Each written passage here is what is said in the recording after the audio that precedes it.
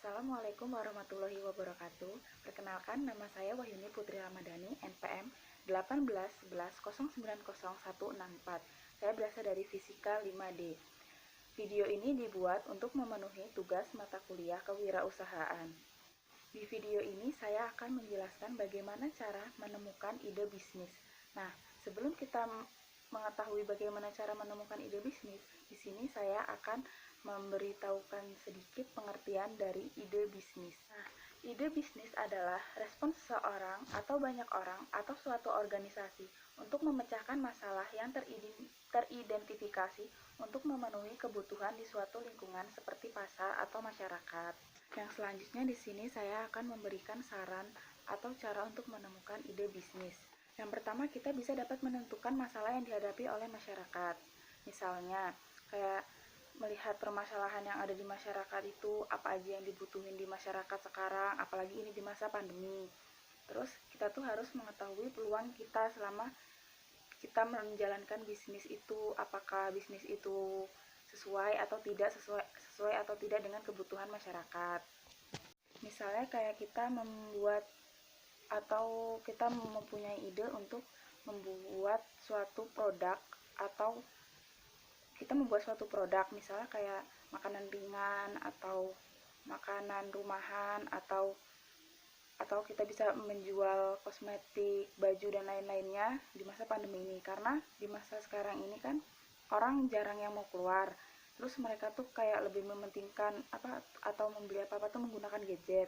Jadi kita bisa melakukan usaha atau menjual produk itu lewat media sosial seperti Facebook, Instagram, atau lain sebagainya.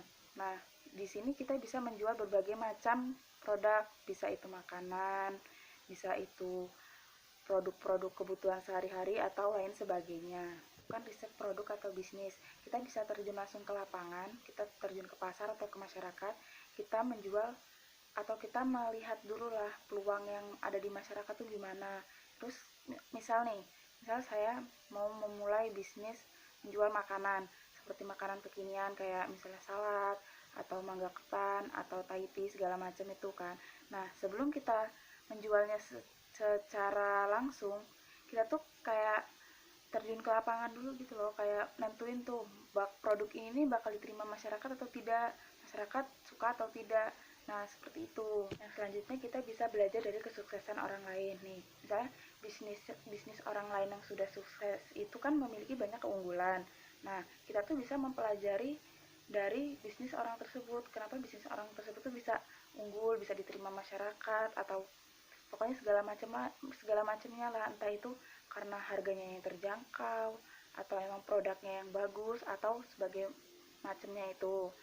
Kita juga bisa mendapatkan ide bisnis dari suatu hal yang sangat kita sukai. Misalnya kita hobi masak, nah kita bisa menjual produk atau masakan kita ke orang-orang gitu. Yang selanjutnya kita juga bisa belajar dari masalah orang lain. Kayak misalnya ada suatu all shop atau dia tuh menjual produk. Nah, si produk itu tuh kenapa dikeluarkannya susah atau dijualnya susah, entah itu karena harganya yang mahal atau kualitasnya yang buruk atau bagaimana, itu juga bisa kita jadikan bahan pertimbangan untuk kita memulai ide bisnis. Yang selanjutnya yaitu kita bisa mengikuti tren yang saat ini sedang diminati oleh masyarakat. Misalnya tren memakan makanan yang cepat saji atau membeli produk yang online gitu. Itu pokoknya kita harus mengikuti perkembangan zaman. Baiklah, mungkin hanya itu saja tips yang bisa saya sampaikan. Kurang lebihnya saya mohon maaf dan semoga kalian menyukainya. Saya akhiri, wassalamualaikum warahmatullahi wabarakatuh.